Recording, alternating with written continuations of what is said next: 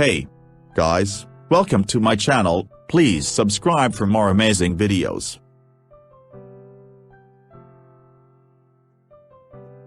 In the last few days, ever since Jeffrey Epstein was arrested in New York, you've seen these high-profile current and former U.S. presidents try to distance themselves from him.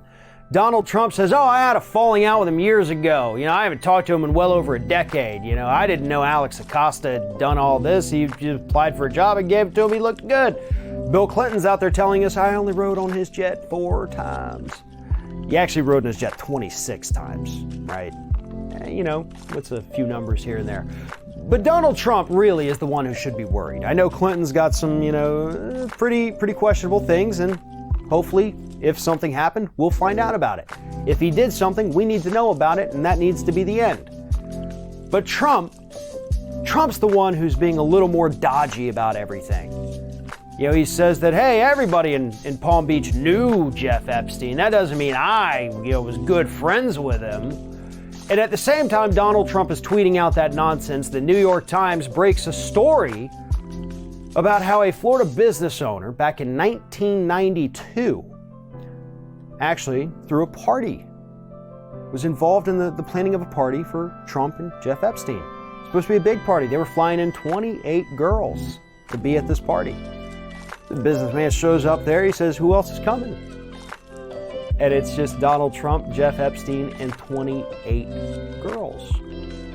Here, I'm going to read you a couple paragraphs out of this New York Times piece because it is just absolutely phenomenal. It was supposed to be an exclusive party at Mar-a-Lago, Donald J. Trump's members-only club in Panama Beach, Florida. But other than the 24 or so women flown in to provide the entertainment, the only guests were Mr. Trump and Jeffrey Epstein. The year was 1992, and the event was a, quote, calendar girl competition, something that George Hurrenay, a Florida-based businessman who ran American Dream Enterprise, had organized at Mr. Trump's request. I arranged to have some contestants fly in, Mr. Hurrenay recalled in an interview on Monday. At the very first party, I said, who's coming tonight? I have 28 girls coming. It was him and Epstein, Mr. Hurrenay says. 28 girls as entertainment, whatever that means, and just Donald Trump and Jeffrey Epstein. Now, at no point does this Florida business owner who was asked to arrange this little soiree say that either Trump or Epstein engaged in any kind of misconduct. There are no allegations from this particular party, right? But let's be honest. Let's look at the history of both of these men. We know who they are. We know what they've done. The documents have been filed in court for both of them, really. But we know what kind of human beings they are.